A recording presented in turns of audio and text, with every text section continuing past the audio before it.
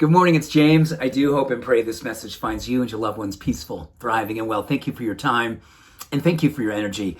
I do believe this morning's message will do a lot of good things for every single one of us. And that's not an ego statement. It's just a statement of truth based on something I shared a couple of weeks ago that many of you on Instagram and on Facebook shared your thoughts with, most of which were like, oh my goodness, this is so freeing. At the same time, it's sobering, it's humbling, and yet it's kind of inspiring just to kind of make peace with something that I think all of us know here on the spiritual path. And basically what I wrote is, with the experience of self-acceptance, self-compassion, and self-love is the beginning, the middle, and the end of our spiritual practice. And yes, many of you are like, oh my gosh, yeah, that's pretty much what it all comes down to. And I do believe every single one of us, when we've done the kind of work that gets us to a certain place in life, and we look around our life and we see that, wow, the ultimate practice when it comes to spirituality, we may look at spirituality as, how am I a more beneficial presence on the planet? How does my spiritual practice help me with my mental and my physical well-being?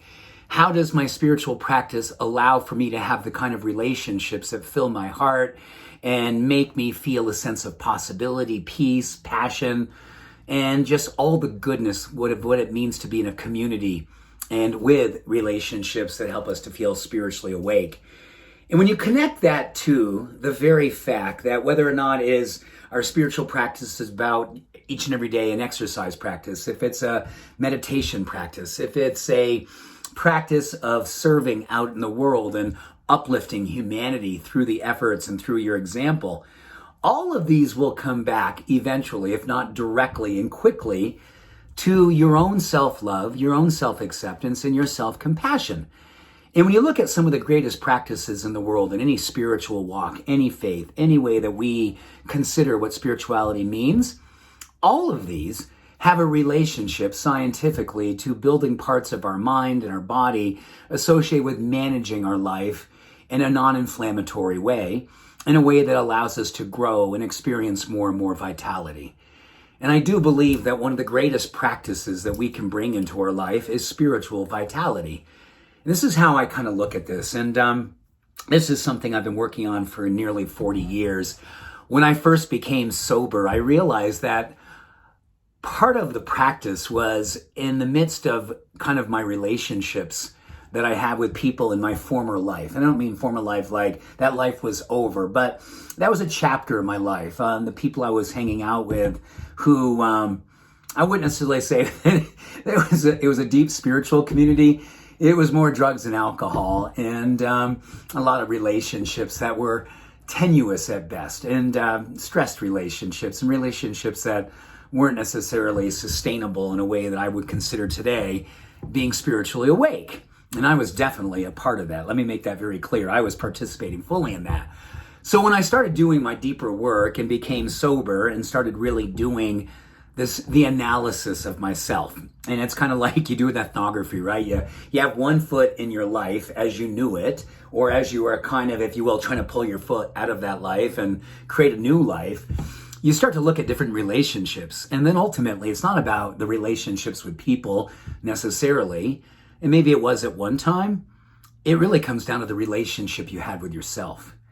And I think that's the most beautiful thing that I have come to over these last 40 years of spiritual practice that really centers around self-acceptance, love, and compassion.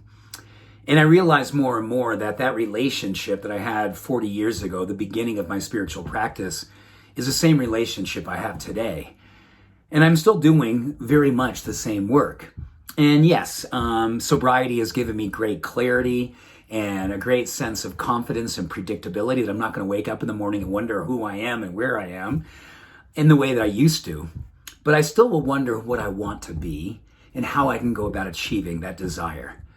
Really, all I think every single one of us wants in the spiritual path is a predictable, peaceful path.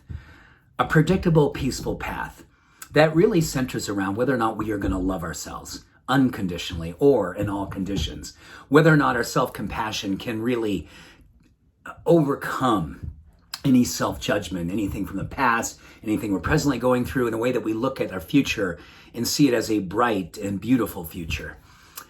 And then there's the self-acceptance, knowing where we are is just where we are, and not denying it, nor diminishing it, or judging it, but having great reverence for it, and looking to see what it is that we can learn from where we are, and in a beautiful contrast of where we think and ideally desire ourselves to be. I do believe that the practice of that is the beginning.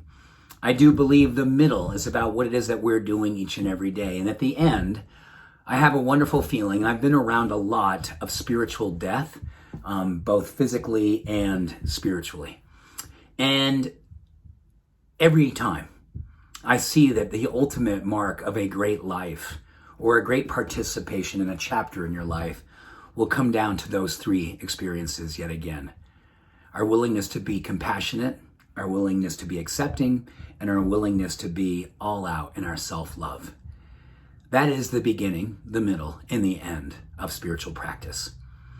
And I want you to know that if this is something that you are presently grappling with, maybe it's a perfect time to surrender and allow it and see the joy and the light and the lightness come in. That too is spiritual practice. I've had more than enough time in my life of being a heartaholic, and I really believe that my new drug of choice wants to be the experience of seeing my neurochemistry, my physiology, and my spirituality do the dance, the trifecta, if you will, of that alignment with the universe, that beautiful synergy with the truth of my essence and my relationship to God. That is the great work of my life and the great spiritual practice that is highly inclusive of all of these things: self-love, self-compassion, and self-acceptance. Much love to you on your journey, and may this message finds you peaceful, thriving, and very, very well. Have a beautiful day. Bye for now.